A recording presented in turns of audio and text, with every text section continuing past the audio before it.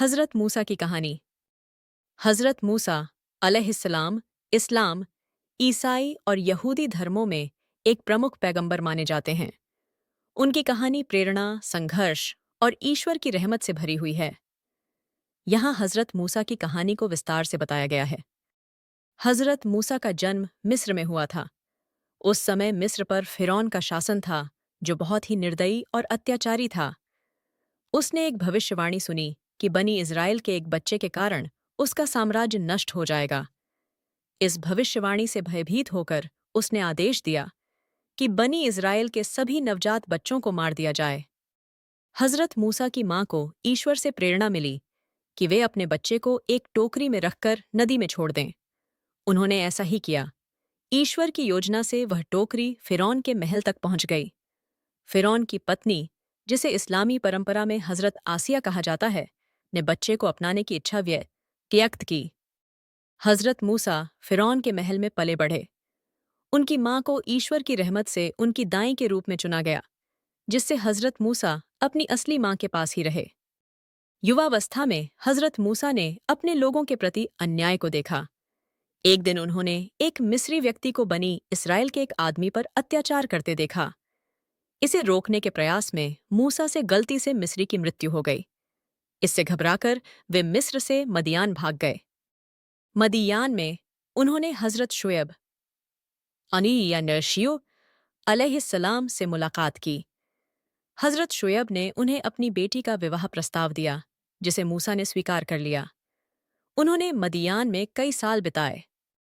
एक दिन जब हज़रत मूसा अपने परिवार के साथ सफ़र कर रहे थे, उन्होंने कोह ए तूर, ये माउंट सिनाई पर एक अजीब चमकती हुई रोशनी देखी।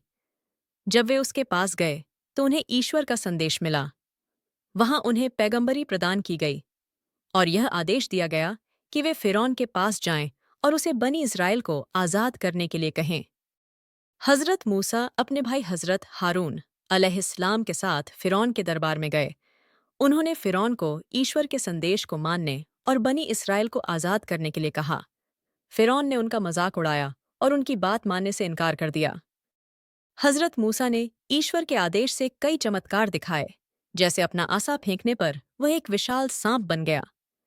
लेकिन फ़िरौन और उसके दरबारी जादूगर इसे जादू कहकर नकारते रहे। फ़िरौन और मिस्र की जनता पर ईश्वर ने 10 आपदाएं भेजीं, जैसे पानी का खून में बदलना, टिड्डियों का आक्रमण और अंधकार छा जाना। इन आपदाओं से परेशान होकर फ़िरौन ने बनी इज़राइल को जाने देने का वादा किया, लेकिन हर बार अपना वादा तोड़ दिया। अंततः हज़रत मूसा ने बनी इज़राइल को रात में मिस्र से निकाल लिया। जब फ़िरौन ने उनका पीछा किया, तो हज़रत मूसा ने ईश्वर की मदद से समुद्र को 2 भागों में विभाजित कर दिया, जिससे बनी इस्राएल पार हो गए। फ़िरौन और उसकी सेना समुद्र में डूब गई। समुद्र पार करने के बाद हज़रत मूसा अपनी कौम के साथ कोह ए तूर पहुंचे।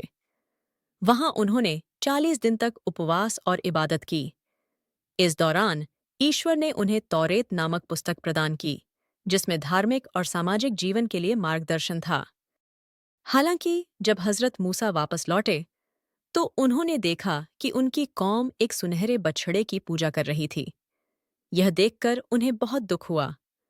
उन्होंने अपनी कौम को डांटा और उन्हें सच्चे ईश्वर की इबादत करने की ओर लौटाया। हज़रत मूसा ने अपनी पूरी जिंदगी ईश्वर का संदेश फैलाने और अपनी कौम को सच्चाई के रास्ते पर लाने में बिता दी। उन्होंने अपने अनुयायियों को न्याय, करुणा और सच्चाई का पाठ पढ़ाया।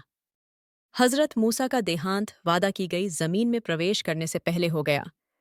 उनकी कहानी ईमान, सब्र और ईश्वर की शक्ति में विश्वास का प्रतीक है।